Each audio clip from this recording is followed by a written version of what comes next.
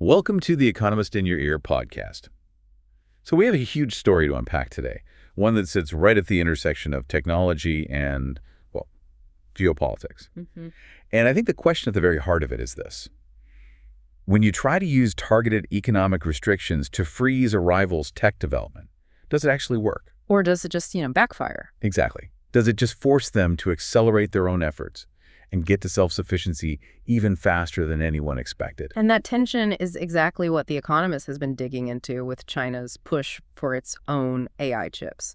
The core argument they're making is, frankly, pretty provocative. Which is? That China's domestic chip industry, specifically for these AI accelerators, is going to surprise everyone. They think it'll achieve a kind of functional self-sufficiency for most of its own needs way sooner than policymakers thought. The sooner are we talking? Potentially covering a huge chunk of their own demand as early as 2026. 2026. Wow. That's a huge deal. I mean, if that happens, it really suggests that all those U.S. export controls we've seen might be, well, losing their punch. For sure. So we need to look beyond that headline and really get into the how. How are they pulling this off? And it seems to be a two-pronged strategy. Okay. On one side, you have really aggressive, clever chip design. And on the other, a massive push to scale up their own domestic manufacturing. All right, let's start with the design part then, because that's where we saw the first big shockwave. I'm sure you remember the buzz back in early 2025 around a startup called DeepSeek. Oh, yeah, the AI Sputnik moment. That's the one.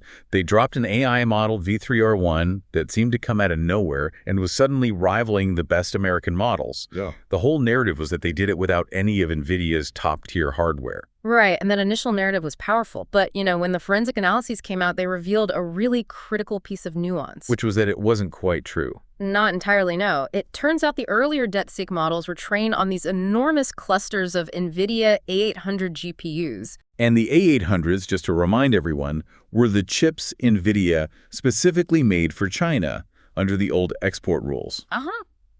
So they were slightly less powerful versions. Exactly. They were cut-down chips. So the story wasn't really about China having no NVIDIA hardware. It was about Chinese researchers learning how to squeeze an absolutely incredible amount of performance out of second-tier constrained hardware. So they basically mastered optimization under pressure. That's the perfect way to put it. And now they're taking that skill and applying it to their own domestic chips. And this is where the software solution comes in, right? The switch to FP8.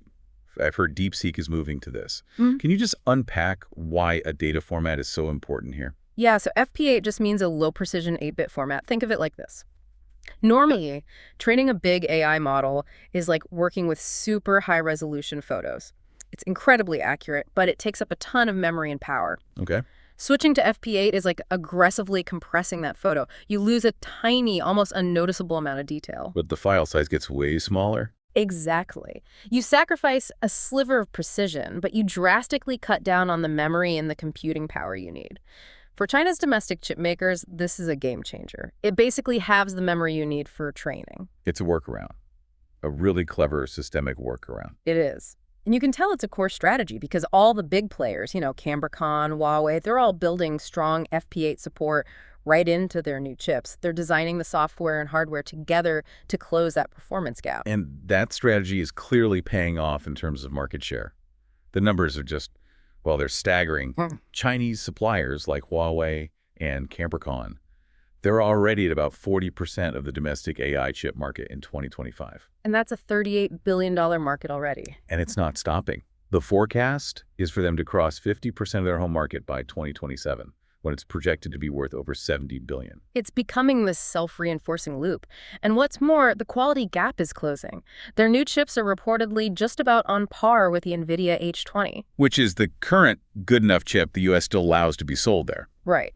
So achieving parity with the best they can legally import is a huge strategic victory. But, and this feels like a big but, the sources all point to a major catch with that performance. The efficiency problem. Yeah, the efficiency trade-off. This is the context that gets lost a lot of the time.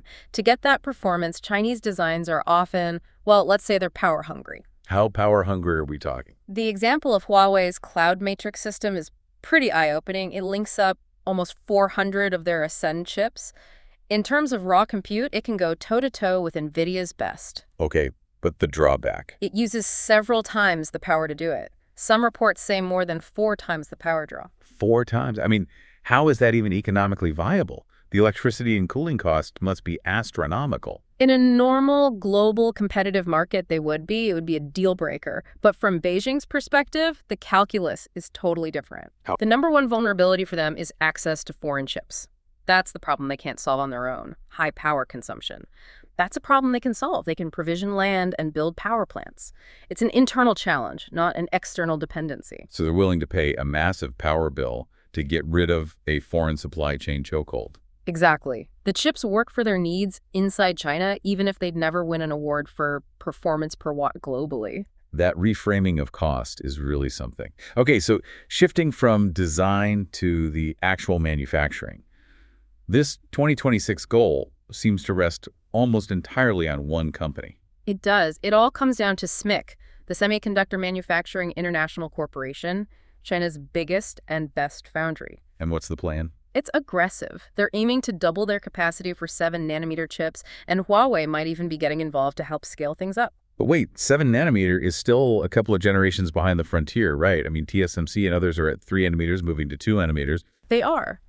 But the strategy here isn't about having the absolute best single chip. It's about having enough pretty good chips. It's a volume play. So even if their process isn't as good. Right. The forecasts suggest that even if SMIC's yields, the number of usable chips they get from each wafer are only half as good as TSMC's. Which is a huge difference. A massive difference. But even then, they can still crank out millions of AI chips a year. And that's enough to cover a huge portion of their domestic demand. Okay, so the scale's plausible. But does that really mean full independence? Are all these chips truly 100% homegrown? See, that's where we have to challenge the idea of this being an overnight switch.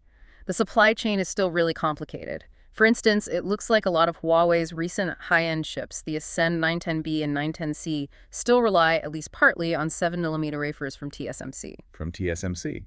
But how, with the controls?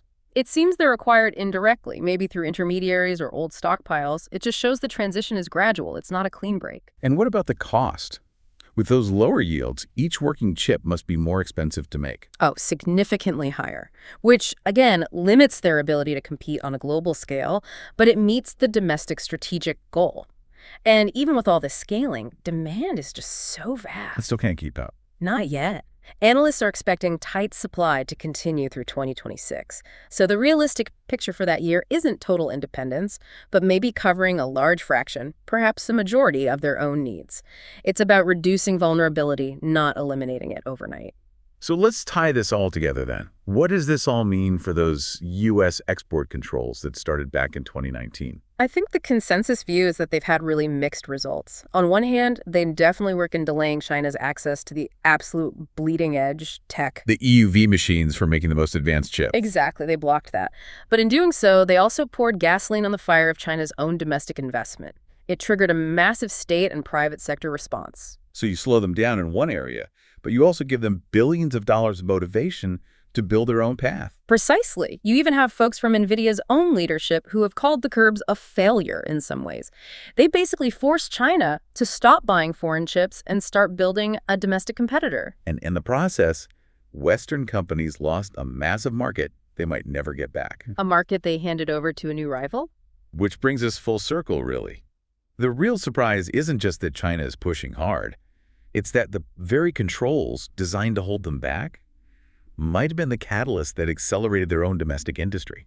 The constraint became the accelerator. And now they're on a path to functional self-sufficiency, much, much sooner than anyone in Washington or anywhere else really anticipated. And that leaves us with a really fundamental question to think about.